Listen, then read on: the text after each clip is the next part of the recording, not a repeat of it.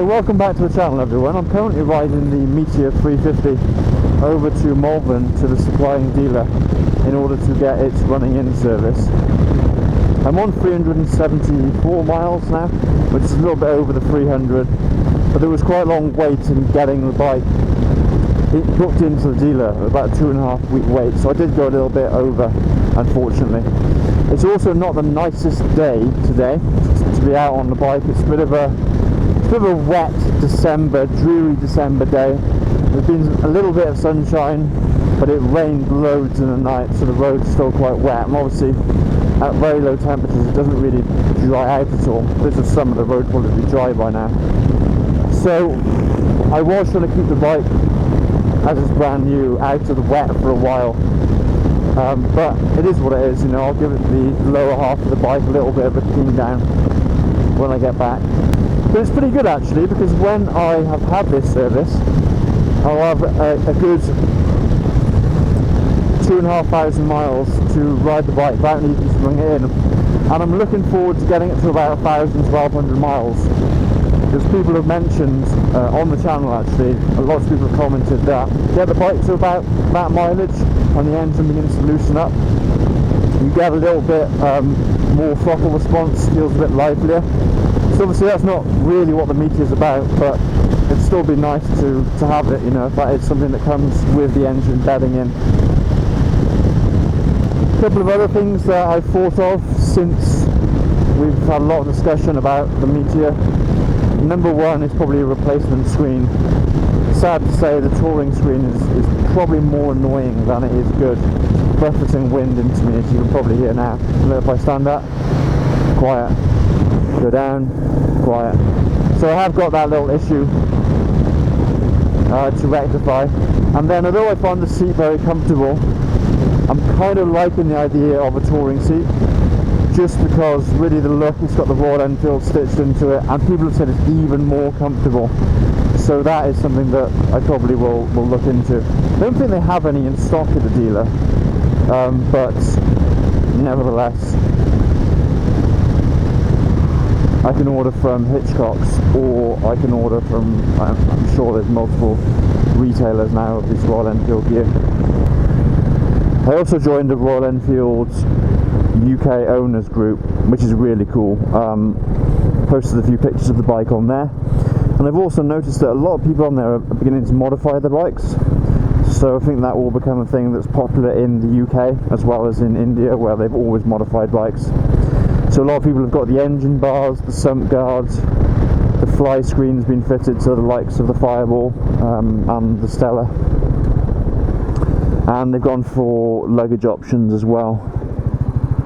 Regarding the luggage, actually, people have been fitting aftermarket, just give it a bit of a acceleration, people have been fitting aftermarket panniers, so the kind of old school look with the leather bags onto the bikes, and I think this is because they are the only option at the moment that allows you to have the panniers either side. Royal Enfield, if you buy the official pannier set, one, it's kind of a boxy pannier, not as old school as maybe the leather panniers, and two, they only supply the right hand side, and somebody pointed out in one of the comments that that's because in India, which is obviously the bike's home market, the sari guard is a mandatory fitment on the Meteor 350, so it means that there's less emphasis on them to fit a pannier box to the left hand side. Sorry, just nip out here,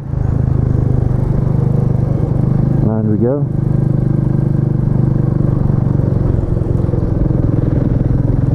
So a few little things to do. The good news is about the accessories, they're not really that expensive. The screen, I think, is going to be 60, 70 quid, not hundreds of pounds. Imagine you're buying a screen for a BMW GS. Well, that would set you back. So yeah, a few optional extras for the Meteor really. I've also noticed as well from speaking to other riders of the 350, is it this one or the next one? Next one. I've also noticed from looking at pictures of other people's bikes in the metal, as it were, you know, not the pictures on the website, The Stella in blue is particularly nice hue. I was thinking now, if I didn't get the brown Meteor, I'd probably the brown Supernova, sorry, I'd probably have gone for the Stella in blue. But I don't know how popular they were. You know, I might still be waiting for my bike if I'd opted for that one.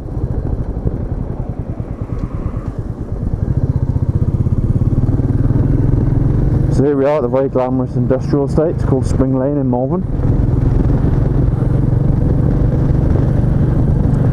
Park Lane BMW, this is not, fortunately, when I come into this dealer. She's going. Hello. Mate, are you f***ing mental?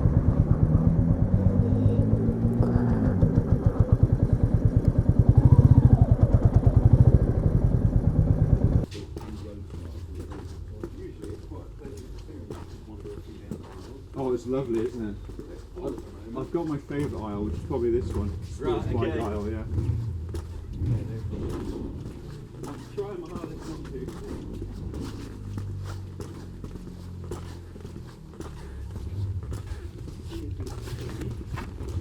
Grab you a sec. Yeah. Sorry, let me take a second. There's something that was missing on mine that I was hoping you could replace. Sure. It's just this. I don't know what you call that. It's a top nut cover. Oh yeah, like okay, sweet. That'll be helpful. Oh, that's bloody nice helmet. What is it? Corsair? No, it's yeah. I mean, I actually won it. Believe it or not, No way. I wouldn't spend 800 quid on a helmet Right. myself.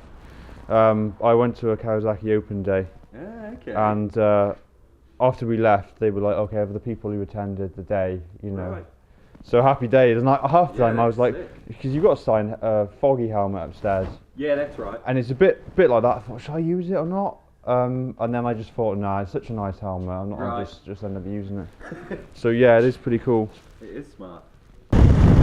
Well, welcome back everyone. You join me now, having had the service, and they've done the obvious things like the oil filter, changed the oil, lubed the chain, tightened the chain a little bit, checked the electricals of the bike, done a test ride, checked the valve clearances, checked everything works, and relieved me for £150. One thing they have done, which thank you very much to whoever mentioned it on the channel, was they replaced this cover for the top nut that was actually missing on my bike, so that's nice. Now that's complete. But other than that, quite straightforward really. The service light is now out. I can ride the bike guilt free for the next 2,600 miles until the next service is due.